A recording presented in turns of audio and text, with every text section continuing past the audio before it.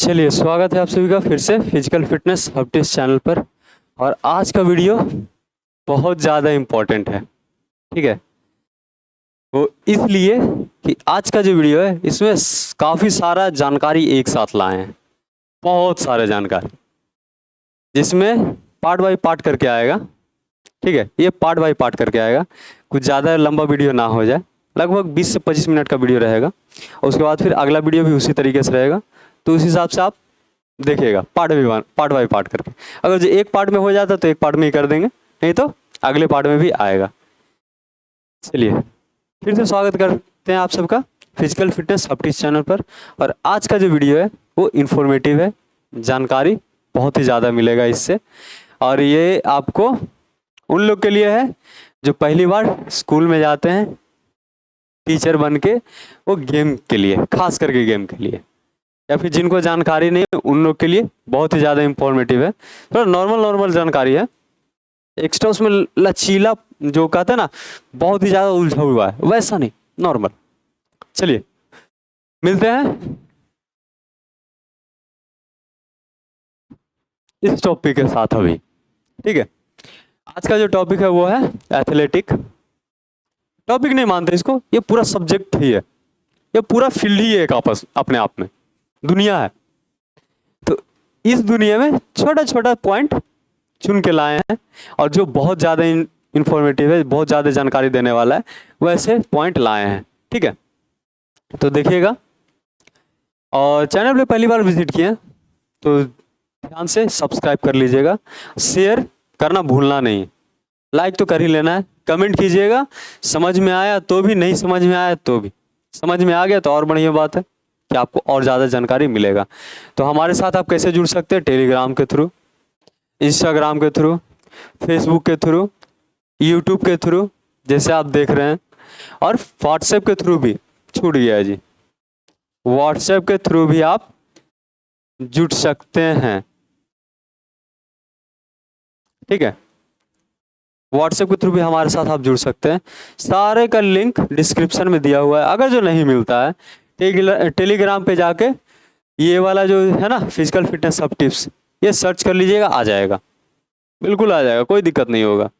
उसके अलावा इंस्टाग्राम पे भी फिजिकल फिटनेस सब टिप्स सर्च कीजिएगा, आ जाएगा। फेसबुक पे भी सेम करना है और यूट्यूब पे भी सेम करना है, कोई दिक्कत नहीं। हमारा नाम अमित है जी, और आपको पूरा वीडियो में बने रहेंगे, पूरा लास्ट तक के रहेंगे।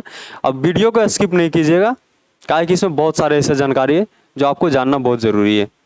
चलिए शुरू करते हैं।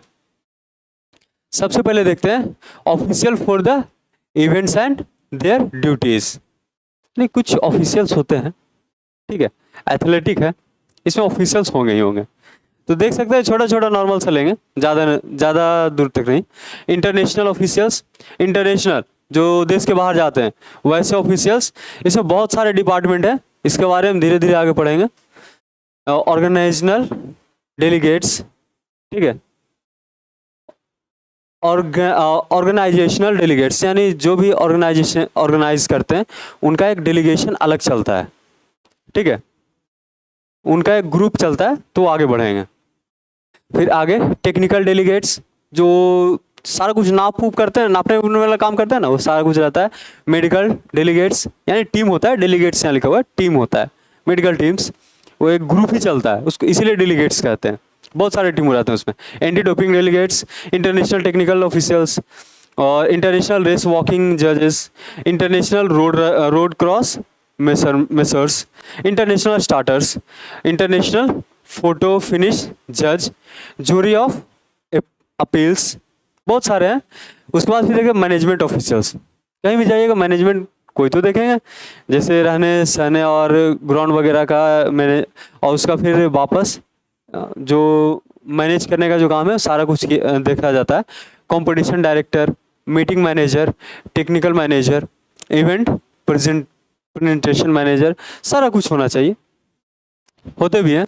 एडिशनल ऑफिशियल्स जो एक्स्ट्रा होते हैं, announcers, statistician, advertising commissioners, official supervisor, surveyor, doctors, स्टेवर्ड्स, photographers, उसके बाद competition officials, referee call room अलग से होगा, referee track, referee field, referee combined events, referee outside stadium events, starter रिकॉलर, starter assistant, video referees, time keepers, photo finish जजेस, chief जजेस, walking जजेस, recorder, umpire, lap scorer, competition secretary, marshals. उसके बाद wind Gogh operator, हवा वाला भी रहता है जी। उसके बाद फिर आगे देखते हैं organisation delegates, work with LOC with all time, report regularly to the AFI। यानी ऑर्गेनाइजेशनल डेलीगेट्स जो है ये हमेशा रिपोर्ट करते रहता है कि किस तरह ग्राउंड है, कैसा है, क्या वेदर कंडीशन है, इवेंट होने लायक है या नहीं है, सारा कुछ रिपोर्ट करते रहेगा ये। Deal with financial matter and responsibility of LOC and cooperate with the TD। तो ये सभी का काम करते रहता है और बीच बीच में जितना पैसा लगा है, क्या खर्चा है, क्या नहीं, सारा कुछ ये देखता रहेगा। टेक्निकल डेलीगेट्स, इसमें जितना भी तरह का टेक्निकल है ना, रूल्स वगैरह बनाना, ट्रैक वगैरह का प्रॉब्लम, फील्ड वगैरह का इशू, सभी चीज़ का ग्राउंड सही है कि नहीं, और अपॉइंट जो report regularly to appointing authority, यानी रिपोर्ट करते रहना, कौन रिपोर्ट कर रहा है, कौन नहीं कर रहा है, कौन सा इस काम कर रहा है या नहीं करना है, सारा कुछ देखते रहना। चेयर टेक्निकल मीटिंग, सब कुछ मीटिंग लेके बताया भी जाएगा। थोड़ा फास्ट चलेंगे, देख सकते हैं competition director shall plan the technical organization and resolve any technical problems together with TD. Keep in touch with all key officials, सभी से कांटेक्ट में होना चाहिए कि कहाँ पे क्या हो रहा है। जैसे मान लीजिए कि 400 मीटर का रनिंग चल रहा है, तो सभी तरह का जो ऑफिशियल है सभी से कनेक्टेड रहेंगे वॉकी टॉकी पर। कहीं भी कुछ होता है तुरंत सिग्नल देंगे, सर यहाँ प्रॉब्लम है, इस लाइन पे ये प्रॉब्लम आ रहा है, तो वो लाइन को थोड़ा मेंटेनेंस के रूप में डाल दिया जाएगा या फिर मेंटेनेंस करा दिया जाएगा कि कोई तरह का प्रॉब्लम ना हो।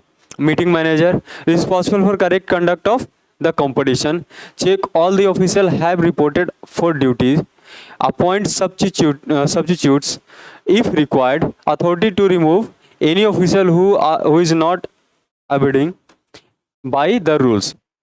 यानी ये भी देखना है रूल्स वगैरह जो है, यानी रिस्पॉन्सिबल होगा सही तरीके से कंपटीशन कंडक्ट करने के लिए। उसके बाद फिर ये भी चेक करेगा मीटिंग मैनेजर जो है, पूछेगा कि सभी लोग सही टाइम पे रिपोर्ट किए या नहीं किए, और जितना भी तरह का अपॉइंटमेंट हुआ उसमें अगर जो एक्स्ट्रा चाहिए होगा या फिर कोई कहीं जा रहा है तो उसके जगह पे अर्जेंट रिक्वायरमेंट है या नहीं, वो सभी के लिए चाहिए।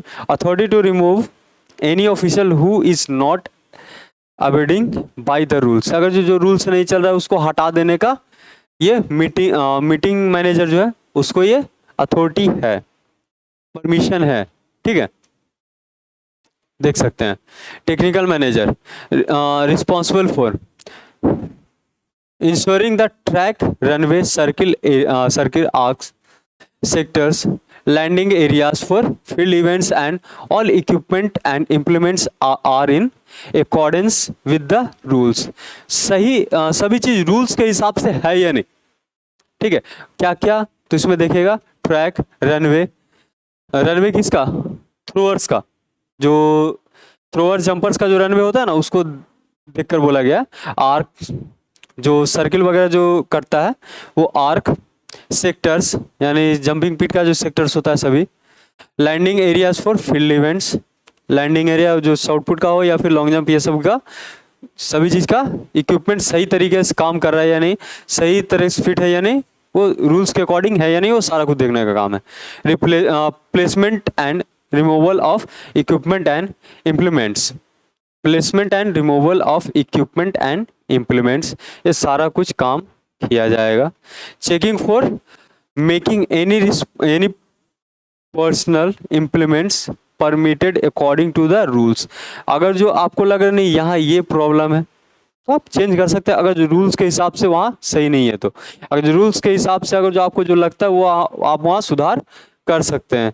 देख सकते हैं ये साइड थोड़ा सुधार किया जा रहा है, और ये देखिए रूल के हिसाब से इसको एडजस्ट करते रहना है। तो ये सभी चीज़ आपका आता है इसमें। टेक्निकल मैनेजर, रिस्पॉन्सिबल फॉर, ये तो आपका हो चुका है। फिर आगे देखें, referee, entire control of entire control of the events up to victory ceremony, यानी जब तक के मेडल देके वापस ना उसको, उस खिलाड़ी को विदा ना कर दिया गया हो, तब तक के पूरा कंट्रोल रेफरी के हाथ में ही होगा। ठीक है, रेफरी के हाथ में ही पूरा कंट्रोल होता है। जब ग्राउंड में अगर जो बच्चा एंट्री किया, रिपोर्ट कर चुका है प्रेजेंट, उससे लेके उसको मेडल सेरेमनी तक के लाने का काम और रेफरीज का ही है। Supervise record performance, check all the result and sign the score sheet, सारे चीज़ साइन चेक कर लीजिए, सब चीज़ है या नहीं सही तरीके से। किसी चीज़ का रिक्वायरमेंट है तो वो कंप्लीट वहीं पे कर लीजिए और साइन करना नहीं भूलना है। डिसाइड डिप्यूटेड मैटर्स, डिसाइड करना है डिप्यूटेड मैटर्स, कोई भी किसी तरह का इशू होता है वो सॉल्व कर लेना है वहीं पर, और डिसाइड करना है कि किनको कहाँ पे ड्यूटी देना है, वो सब सारा कुछ चेक कर लेना है। Can warn and exclude an athlete, warn कर सकते हैं एथलीट को, अगर जो किसी तरह से वो गलत तरीके का एक्टिविटी कर रहा है या फिर वो थोड़ा लेट रिपोर्ट कर रहा है परफॉर्मेंस में, तो आप बोल सकते हैं कि आपका परफॉर्मेंस का जो रिपोर्टिंग टाइम है, रिपोर्टिंग इतने बजे है, यानी इवेंट इतने बजे स्टार्ट है, आप अगर जो 5 मिनट लेट करेंगे तो वहाँ पे वो क्या वार्न कर सकते हैं कि आपको लास्ट चांस दिया जाता है, अगली बार से अगर जो होगा तो आपको डिस्क्वालीफाई कर दिया जाएगा, ऐसा कुछ किया जा सकता है। Reconsider as decision, can order for rerun of a race, reconsider a decision, can order for rerun for a race, अगर जो फिर से वापस अगर जो डिसीजन वैसा आ जाता है तो वापस रीरन करने का चांस आ सकता है। तो देखिएगा, जज, चीफ जज एलोकेट द ड्यूटीज, जो चीफ जज होगा वो अलाउ करेगा कहाँ पे किसका ड्यूटी होना है। जज decide the finished order, record and measure each valid trial in field, सभी काम करने का डिसीजन जज ही लेगा। इवेंट इंडिकेट्स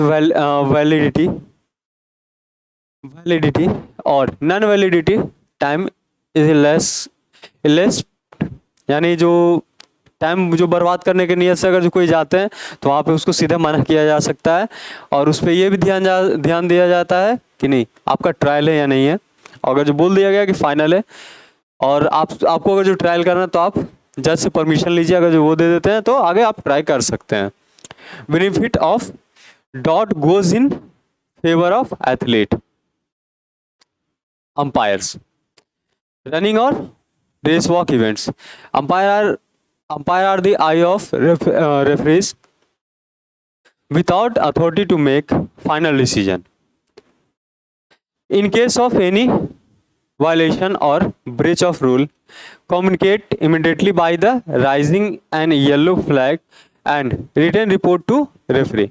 आपको अगर जो कोई दिक्कत होता है, कहीं भी कोई दिक्कत हुआ तो सीधा येलो फ्लैग ऊपर कर दिए, वहाँ पे किसी तरह का टेक्निकल फॉल्ट है, आपस में जो सॉल्व कर लेंगे उसके बाद फिर आगे का काम वो करेंगे या आगे काम चलेगा, और तुरंत बिना टाइम बिताए वो बात करना होगा आगे। टाइम कीपर्स जज record time of a race using digital stop watch use करके, इस तरह के देख सकते हैं स्टॉप वॉच होता है, ऐसा स्टॉप वॉच यूज करके आप टाइम दिखा सकते हैं और उसको टाइम नोट करना है सबका। Start coordinate, allocate duties, supervise duties, keep all papers, inform starter to start, सारा काम कर लेना है, उसके बाद फिर स्टार्टर को इन्फॉर्म करना कि स्टार्ट कीजिए मैच या फिर रेस स्टार्ट कीजिए।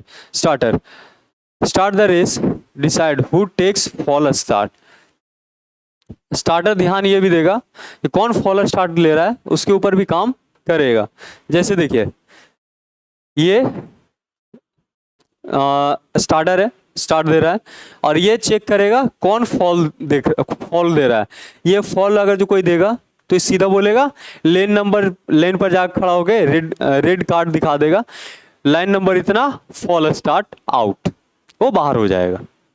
ठीक है, इस तरीके देखिए फोटो फिनिश वगैरह सारा कुछ होता है, ऐसे देख सकते हैं।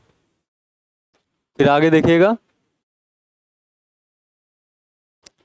Recall the race and inform to starter. जो फॉल स्टार्ट कोई लेता है फिर वापस रिकॉल किया जाता है, उसके बाद फिर वापस बुला के फिर से वापस स्टार्टर को बुला के फिर वापस स्टार्ट कराया जाएगा। Starter assistance, place athlete in correct hit and lane on assembly line, यानी हर एक लेन में कितना बच्चा होना चाहिए, कैसे कितना एथलीट होना है, किस तरीके का एथलीट कौन से लाइन में जाएगा, यानी कितना हिट होना है टोटल, वो सारा कुछ असेंबल करके रखेगा। Check bibs are worn correctly, यानी जो भी बिब नंबर मिला है, चेस्ट नंबर जो मिलता है, जो आगे जो नंबर सटा हुआ रहता है ना छोटा सा प्लेट में, जैसे इतना सा प्लेट रहता है इस तरीके का, इस पे 1 1 2 इस तरीके का बीच में लिखा हुआ रहता है, उस तरीके का रहता है, तो उस पे आगे और पीछे वो लगा के रखा जाता है। वो सही तरीके से है या नहीं वो चेक किया जाता है, या फिर कोई दूसरा खिलाड़ी तो नहीं पहन लिया, वो सारा कुछ चेक किया जाएगा identity card through. Readiness of baton in relay, ये भी चेक किया जाएगा कि बैटन जो है वो सही है कि नहीं, वो सभी कुछ रेडी है या नहीं, सारा कुछ चेक किया जाएगा। देख सकते हो फॉल इस तरह से किया जाएगा, इंडिकेट लाइन पे खड़ा हो गया, लेन नंबर इतना कार्ड दिखा दिए और वो लेन वाला बाहर चला जाता है, ये चीज होता है। Lap scorer, keep record of lap, maintain lap display board and final lap signal by ringing bell. जो फाइनल लैप जो होता है, ये जो बेल देख रहे हैं ये कंटिन्यू बजा देगा, टंडना देगा धर के, तो उसके बाद फिर वो आगे बढ़ेगा। ठीक है, 1 lap scorer can take lap count of up to 4 athlete in running races and up to 6 in race walk, यानी 1 लैप स्कोरर यानी 1 लैप स्कोरर 4 लोग का देख सकता है, और रेस वॉक में 6 लोग का देख सकता है, 6 लोग तक का, 1 का भी देख सकता है, 4 लोग का भी देख सकता है, 1 लोग का भी देख सकता है, 6 लोग का भी देख सकता है रेस वॉक में, तो इसका ध्यान रखिएगा। चलिए आगे, कॉल रूम जज होता है, वहां चेक किया जाएगा जो वेयरिंग ऑफिशियल अप्रूव्ड नेशनल और क्लब यूनिफॉर्म वगैरह जो भी है वो सारा कुछ कॉल रूम में चेक करना है। बिब नंबर सही तरीके से पहना है या नहीं, सारा कुछ चेक करना है। शू सही है नहीं, नंबर डायमेंशन ऑफ स्पाइक वगैरह जो सही है या नहीं, और athlete bags comply with rules and regulation and no unauthorised material is taken into the arena, यानी जो एरिना है कॉल रूम उधर वैसे चीज नहीं ले जाना चाहिए जो प्रोहिबिटेड है, यानी जो बैंड है जो पूरी तरीके से बैन है वो चीज उधर नहीं ले जाना होता है। Wind Gogh operator place Gogh and record wind velocity in the running direction, जिस डायरेक्शन में रनिंग कर रहा है उस डायरेक्शन में विंड वेलोसिटी चेक किया जाता है कि कितना है, उसके हिसाब से आपका परफॉर्मेंस पे भी असर पड़ता है। फिर उसके बाद फिर देखें competition secretary collect full result to relay announcer, keep records and convey result card to competition director, ये सारा काम किया जाएगा। फिर अब आते हैं एथलेटिक्स, वो कितने भाग में बटा हुआ है, ठीक है, कितने भाग में टोटल बटा हुआ है उसको देखते हैं। तो इसमें देख सकते हैं ट्रैक और फील्ड मेन रूप से 2 है, ट्रैक और फील्ड में एथलेटिक को बांटा गया है। उसके बाद अगर जो जोड़ते हैं तो वो आता है अगला ग्रुप है वो है कंबाइंड इवेंट्स ऐड हुआ है। फिर उसके बाद फिर लास्ट है आपका क्रॉस कंट्री, सब अलग अलग तरीके का है, ट्रैक इवेंट, कंबाइन इवेंट और क्रॉस कंट्री, ये सारा कुछ एथलेटिक में ही आता है। तो देख सकते हैं एथलेटिक का ट्रैक कैसा होता है, ठीक है, एथलेटिक का ट्रैक कैसा होता है देख सकते हैं, इस तरीके का ट्रैक रहता है जी, जिसमें आपको फिनिशिंग पॉइंट एक ही होता है, ठीक है, फिनिशिंग पॉइंट एक हुआ, बाकी सबका स्टार्टिंग पॉइंट अलग अलग है।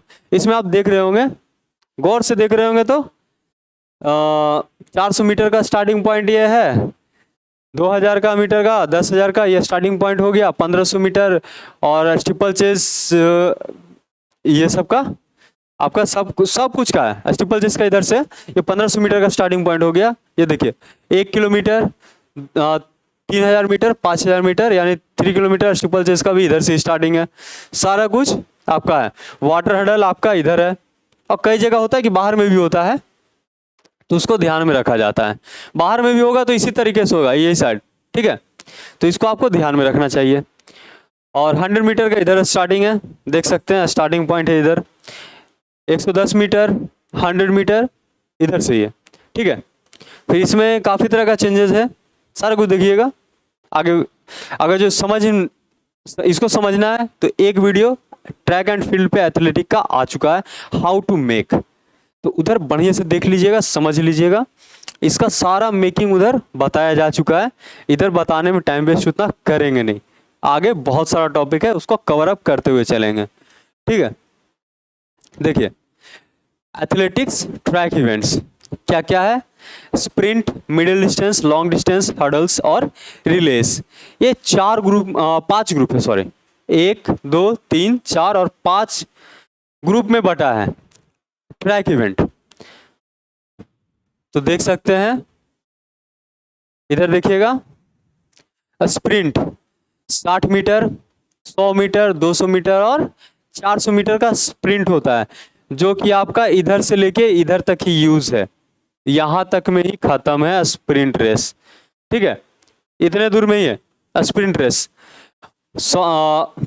ये आपका स्ट्रेट का हो गया, 200 मीटर का स्टार्टिंग इधर है और 400 मीटर का स्टार्टिंग इधर है।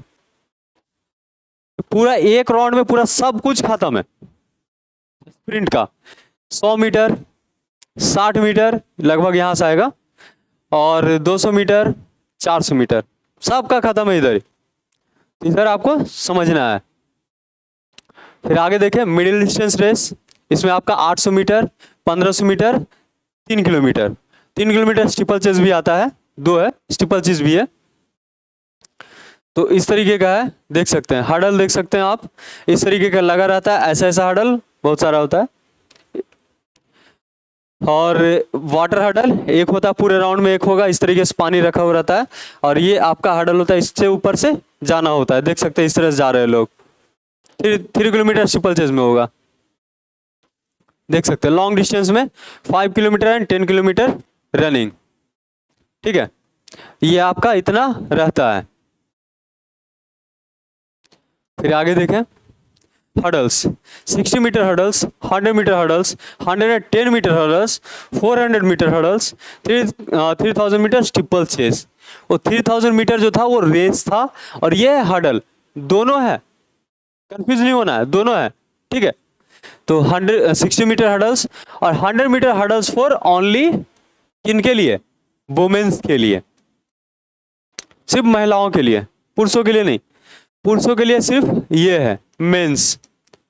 110 मीटर हर्डल्स, उसके बाद 400 मीटर और 3 किलोमीटर स्टीपल चेस, ये सभी के लिए है, ठीक है। फिर आगे जो आते हैं रिलेस, 4x100 मीटर रिले, ठीक है, 4x100 metre relay, 4x400 metre relay, 4x100 metre mixed relay. इसमें सिर्फ बॉयज और गर्ल्स, इसमें बॉयज है तो बॉयज, गर्ल्स है तो गर्ल्स, चारों का चारों बॉयज रहेगा, चारों के चारों गर्ल्स भी रह सकते हैं।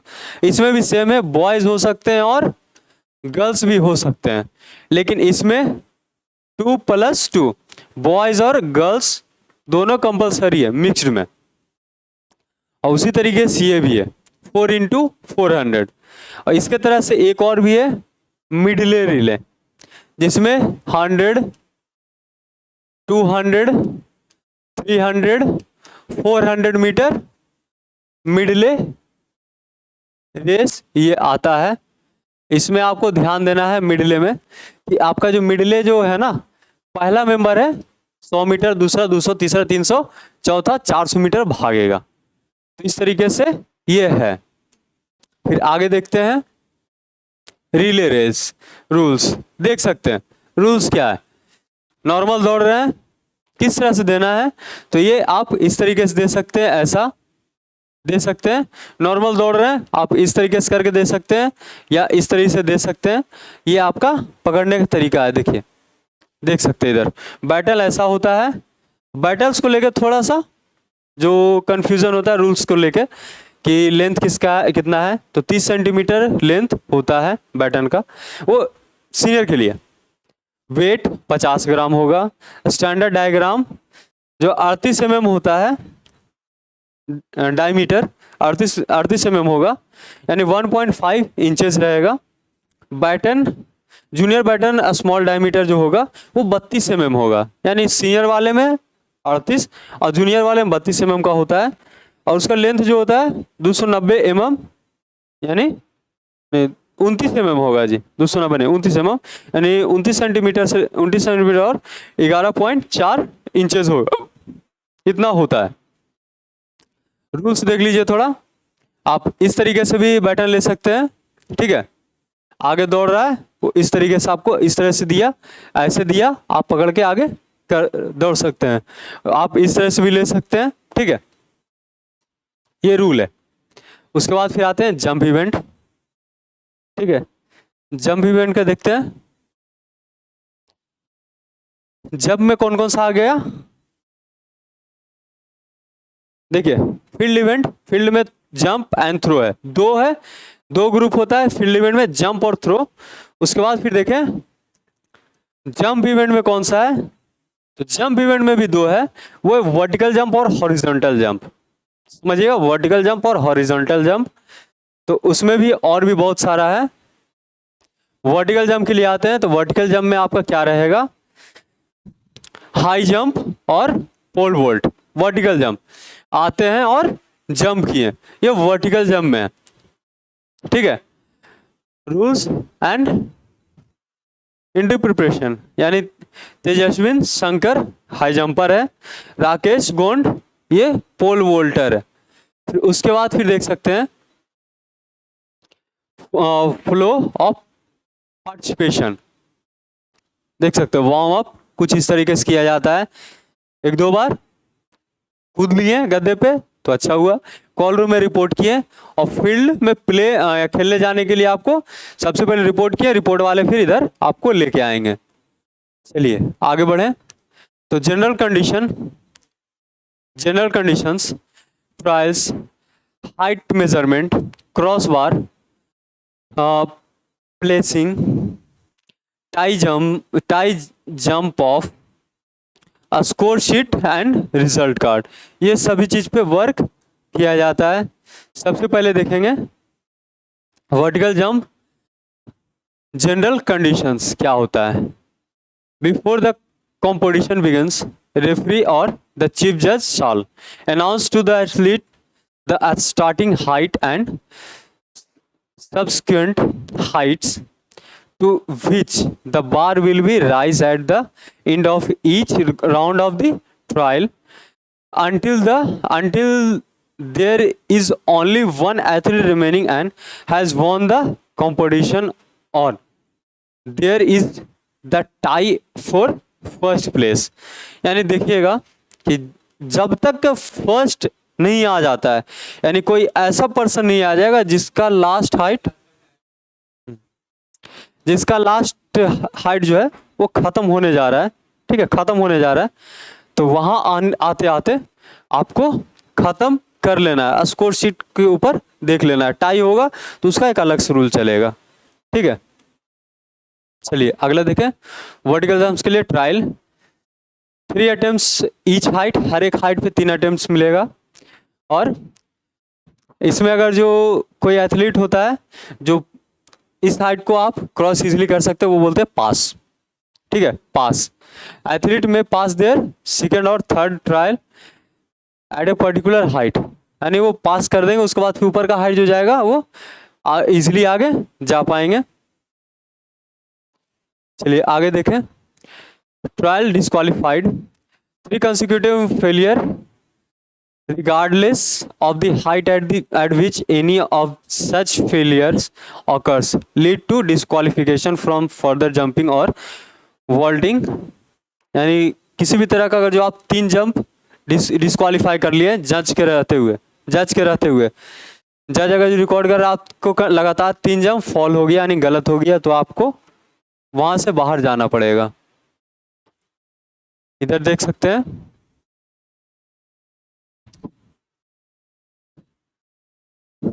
2 सेंटीमीटर मिनिमम हाई जंप में बढ़ेगा, 5 सेंटीमीटर पोल वोल्ट में मिनिमम बढ़ेगा हाइट, ये ध्यान रखिएगा। कंबाइंड इवेंट में 3 सेंटीमीटर बढ़ेगा और 10 सेंटीमीटर पोल वोल्ट में बढ़ेगा कंबाइंड इवेंट में, इसका आपको ध्यान रखना है। फिर आगे देखें, ये सभी पढ़ लीजिएगा, उतना जितना कुछ बता चुके हैं। और हमेशा मेजरमेंट जब भी होगा ये देखिएगा सेंटर से कर रहे हो, साइड से नहीं, बीच से एकदम। चलिए अगला, क्रॉस बार। हाई जंप में क्रॉस बार इतना प्लस और माइनस इतना होता है, लेंथ हाई जंप का 4 मीटर होना ही चाहिए।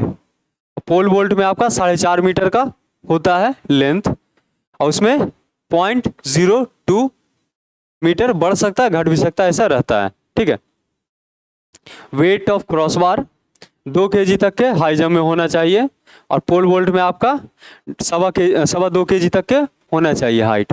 क्रॉस बार देख सकते हैं, क्रॉस बार में आपको बता चुके हैं कितना कितना होता है। चलिए आगे देखें, डायमीटर के बारे में था इसमें। डायमीटर जो आपका है 30 mm होना चाहिए 30 mm डायमीटर रहना चाहिए। 30 से लेकर 35 तक, 35 भी हो सकता है, ठीक है। प्लेसिंग फर्स्ट सेकंड थर्ड को दिया जाता है, देख सकते हैं कुछ इस तरीके से रहता है।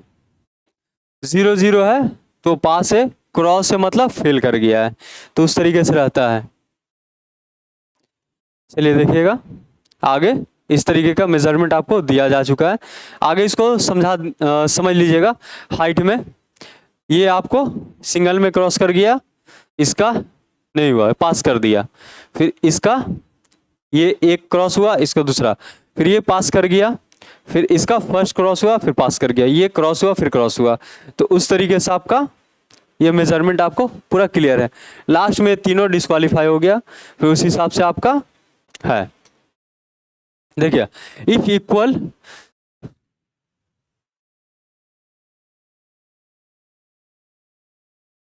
Step 2, if equal total number of failures through out the competition including height last cleared, यानी लास्ट हाइट जो क्लियर्ड होगा उसी में फाइनल रिजल्ट आपका बन के आएगा। हाई जंप के आप देख सकते हैं, runway and take off area, uprights, landing area of failure, इसके ऊपर आपका रहता है। तो देख सकते हैं आपका गदा किस तरह से होता है जी। Minimum weight of the runway 16 metre होना चाहिए कम से कम रनवे के लिए। लेंथ 15 मीटर होना चाहिए। इंटरनेशनल कंपटीशन में आपका मिनिमम लेंथ 25 मीटर होना चाहिए इंटरनेशनल में, ठीक है। ये आपका जो है इंटरनेशनल में आपको 25 मीटर रहना ही चाहिए। फिर आगे देख सकते हैं एपोर्टस, ये आपको बढ़िया से देख लीजिएगा।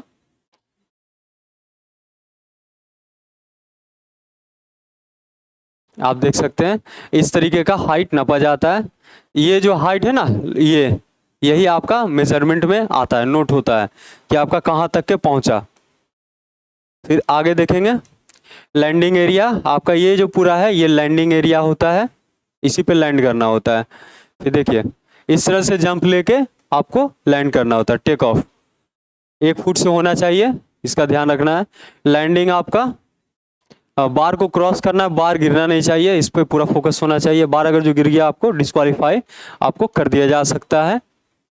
फिर आप इधर देख सकते हैं cross bar does not remain the support, cross bar को टच नहीं होना है। Taking of on both legs गलत है, और क्रॉस बार को टच किया तो भी गलत है, नीचे से गया तो भी गलत है, ये आपको बाहर किया जा सकता है। तो ये सभी आपका रहता है, देखिएगा इस तरीके का होता है। पोल वोल्ट के लिए देख सकते हैं, पोल वोल्ट ऐसे किया जाता है। Runway and take off area, 0 line, uprights, landing area, failure और स्कोर शीट, इसमें आप देख सकते हैं इस तरीके का। ये जो एथलीट है इसी के नाम अभी वर्ल्ड रिकॉर्ड है, ठीक है, पोल वोल्ट में, ध्यान रखिएगा। तो इस तरीके का रनवे होता है। ये रनवे आपका हो गया, ये गद्दा हो गया, पूरा गद्दा हो गया, यहाँ से ये पूरा ऊपर बार लगा रहता है, इसको पार करके जाना होता है। फिर देख सकते हैं इस तरीके का ये पोल बोल्ट का ये आपका पिट है, ठीक है। देख सकते हैं इस तरीके का रहता है फिक्स, इसको इस तरीके से किया जाता है। देख सकते हैं ये जो अटकाने का जो एरिया है वो इधर रहता है। देख सकते हैं टूट गया तो आपको चांस दिया जाएगा, दोबारा चांस दिया जाएगा। ये टूट गया ऐसे तो दोबारा चांस दिया जा सकता है रिप्लेसमेंट करने के लिए। तो देखिएगा पोल बोर्ड के लिए पूरा एरिया इस तरीके का होता है, समझ लीजिए। इस तरीके का रहता है। तो अगला वीडियो जो हमारा रहेगा वो पार्ट 2 इस पे रहेगा, तो ध्यान रखिएगा, पूरा फोकस रखिएगा कि इस पे आपका अगला वीडियो आएगा। तो अगले वीडियो के लिए वेट कीजिएगा और वीडियो के लास्ट तक के बने रहने के लिए धन्यवाद। और इस यहाँ से ही शुरू होगा अगले वीडियो में, पूरा कंप्लीट फोकस रखना है। चलिए मिलते हैं अगले वीडियो में, तब तक के लिए कीप हेल्दी एंड फिट, ठीक है। चलिए।